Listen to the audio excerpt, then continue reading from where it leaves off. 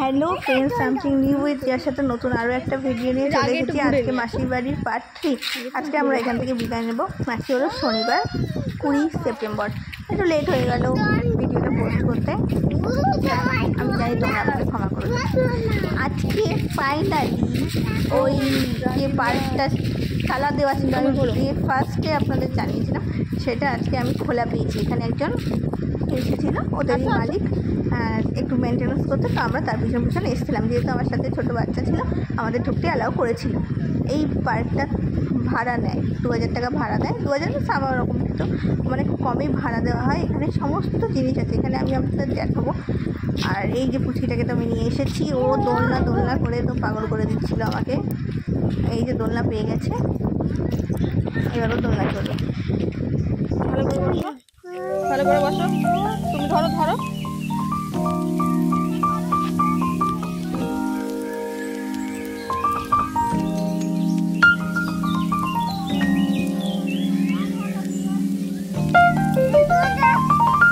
না, ভেঙে যাবে।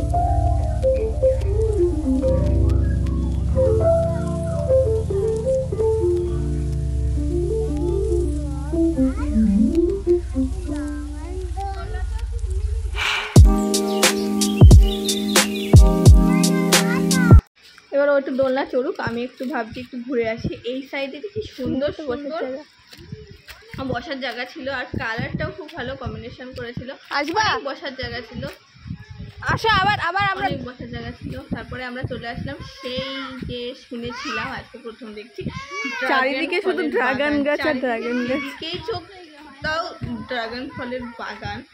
অনেক ফল ছিল, ছোট ছোট দুটো দেখছেন, ছোট ছোট ছিল, কিন্তু সবই পাখিতে খেয়ে। আর এটা মেনটেন্যান্সের দরকার, মেনটেন্যান্স না হলে যে নিচে ঘাস জমে গেছে, কিছু গাছ মারাও গেছে, কিন্তু এখানে একটা ফল ছিল, মাসি পাড়তেও গেছিল। এই ফলটা ভেবেছিলাম এরকম দেখা যায়, ওপাশটা পুরোটাই পাখিদের খাওয়া। তুমি যেও না, কাটা ফুটবে। আর এই পুচকেটা তো যেখানেই সেখানেই ওকে যেতে হবে, মানে কাটা গাছে কাটা, তার মধ্যে দিয়ে ও চলে গেছে। তাও দেখলাম আসার সময় বুদ্ধি করে মাথা নিচু করে এসেছে। দেখুন ও যখন মাথা নিচু করে এসছে, আমি ভালো করে ভিডিও করতে পারিনি, কারণ আমাকে ওর দিকে খেয়াল করতে হচ্ছিলো, যাতে ও বাচ্চা মানুষ। আর চারিদিকে শুধুই ড্রাগন আর ড্রাগন। এইখানে যদি ভাবুন, জাস্ট ইমাজিন, ড্রাগন ফল হয়ে থাকতো পুরো লাল, কত ড্রাগন ফল, মানে আমার দেখা, আমি ড্রাগন ফলের বাগান আগে দেখিনি, এখন দেখলাম। তারপরে ফিরে আসার পথে ওকে খুবই ভুলিয়ে ভালিয়ে নিয়ে আসতে হচ্ছিলো, কারণ ওরা তো বেশিক্ষণ থাকবে না, গেটে তালা দিয়ে দেবে। আর ও দোলনা চড়বে, ও আসবে না বাগান ছেড়ে। বাগানে আস্তে আস্তে দেখলাম অনেক রকম ফল গাছ আছে, ফুল গাছ আছে, এই ধরনের ফুলও আছে। আর তারপরে আছে এই যে একটা বাথরুম আছে, আর রান্নাঘর আছে। রান্নাঘরের সেট আপ করা, খাওয়ার জায়গা সেট আপ করা, মানে যদি কোনো অনুষ্ঠান হয়, স্লিপ আছে। এই স্লিপের পাশে যেটা দেখছেন, ওটা হলো খাওয়ার জায়গা। আর অপোজিট দিকে আছে রান্নাঘরটা আমি একবার দেখাবো। যদি কোনো অনুষ্ঠানে ভাড়া নেওয়া হয়, তাহলে বেশিরভাগ বাচ্চাদের বার্থডেতে নেওয়া হতে পারে, তাহলে এখানে অফ হয়ে গেছে। যাই হোক, আমি বোধহয় বাচ্চাটাকে দেখছিলাম, এই জন্য এদিকটাই ঘুরিয়ে রেখেছি ফোনটা। যা হোক, এখানে যদি নেওয়া হয় তাহলে সুন্দর করে ওখানে রান্নাও করতে পারবে, আর এখানে মোটামুটি 1-150 লোক খাওয়ানোর মতন জায়গা আছে। এই দেখুন রান্নাঘরটা, আমি একবার জানলা দিয়ে ফোনটা নিয়ে উঁকি মেরে দেখছিলাম। এই দেখুন এদিকে টিন, আর এই যেখানে স্ল্যাব করা।